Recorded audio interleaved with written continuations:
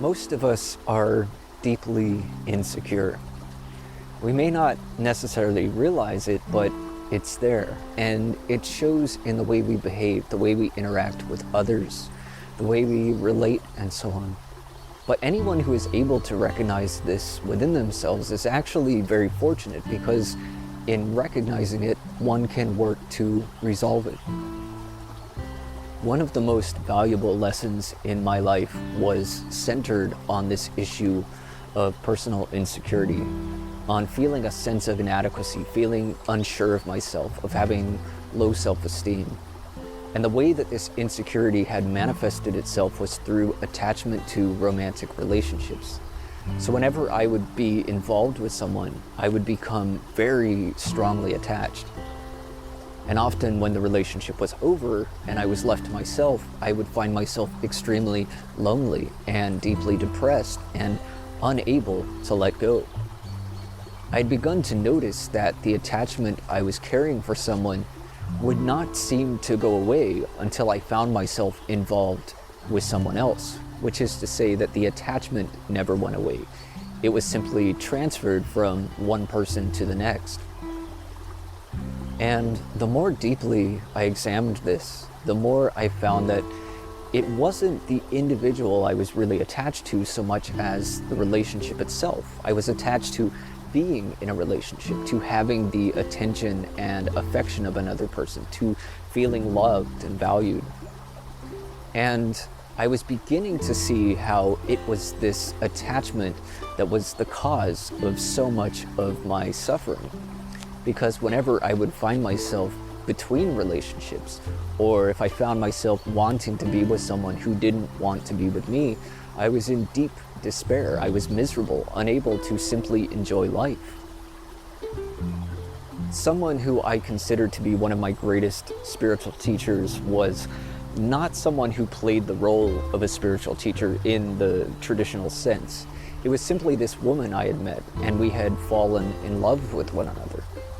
But soon after, she became extremely ambivalent. She became less and less affectionate, and the relationship shifted from being romantic to being platonic.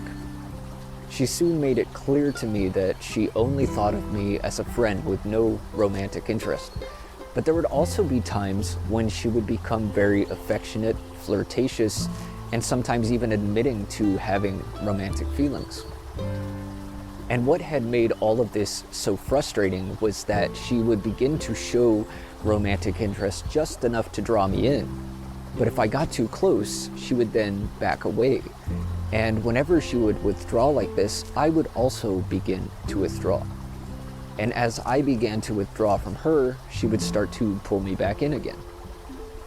So it was like this dance of being pushed and pulled back and forth, coming close and then retreating. And at times it was extremely confusing, not to mention emotionally frustrating and exhausting.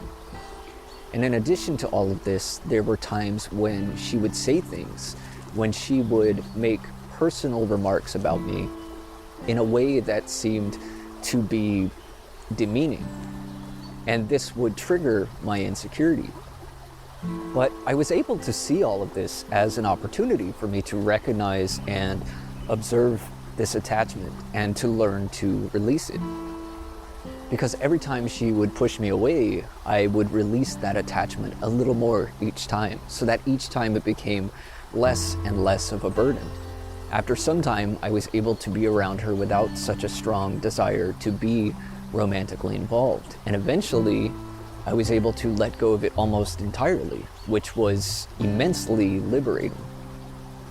But even after that, there were other relationships which continued to test my attachment. Although with each of them successively, it was dissolving more and more. But what really helped me in all of this was to recognize where this attachment was arising from, to recognize that it was rooted in insecurity. Without having someone there to love me, to value me, to appreciate me, I felt that all of these things were lacking. But also in not having someone there to provide these things, I had to learn to find them within myself. I had to learn how to love myself, to accept and appreciate myself, to find value within myself, within the various qualities and virtues that I possessed, and to honor all of that. And it was in doing this that I became less and less dependent upon others to provide these things, which meant that I was no longer so attached to the desire for a romantic relationship. So if I did find myself involved with someone, it wasn't out of any strong sense of desperation. I didn't have the kind of fears that one typically has in a relationship, particularly the fear that the other may leave. I could just as easily be on my own. And I began to find that the time when I was alone was of a much higher quality than it had been. In the past, this time between relationships was unbearable. But now I was actually beginning to appreciate and even enjoy it. In fact, where I am presently, having not been in a relationship for several years now, I'm very much content with this. I'm not seeking a relationship with anyone. I don't feel any sense of need to be in a relationship. I'm very happy to be alone. And I'm not against the idea of being in a relationship, I just don't need it. And so it's something I don't really think about very often. I enjoy my own company. I enjoy the peacefulness of being on my own. And I'm able to enjoy all of this because I'm very secure in myself. And those who are secure in themselves, when they are in a relationship, tend to interact in ways that don't create unnecessary drama and conflict. When one is secure in themselves, first of all, they can truly be authentic because they're not seeking anyone's approval, which means they can be open, transparent, and honest. It also means that they aren't dependent upon the other to make them feel happy, to feel loved and validated. And so much of the resentment that we have in relationships is due to that dependency, due to not having those things fulfilled. And so that resentment creates tension, which leads to conflict. Or there's the constant fear that the other may leave, which can cause us to become needy or demanding or paranoid. And that creates conflict, which often provokes the other to leave, or at least to distance themselves. So many of the problems that arise in relationships arise from personal insecurities. And to have a relationship which has any real sense of security at all requires that those involved are secure in themselves. So how to become secure?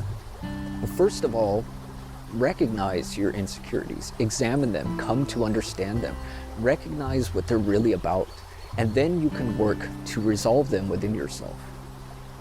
If the insecurity is about not feeling loved or feeling unlovable, then the solution is to learn how to love yourself. If it's a feeling that you're not good enough, that you're not valuable or worthy, or that you're somehow inadequate, then the solution is to recognize what is valuable in you and to appreciate and to honor that. Learn to accept yourself just as you are. Learn to recognize your most valuable qualities and to appreciate them. Learn to love yourself with compassion and understanding. And the more you do this, the more secure you become without any need for anyone to provide these things. Because the reality is that no one can ever truly fulfill these things in you. Only you can do that. The reality is also that you have these things already within you. You just have to look deep enough in order to see them.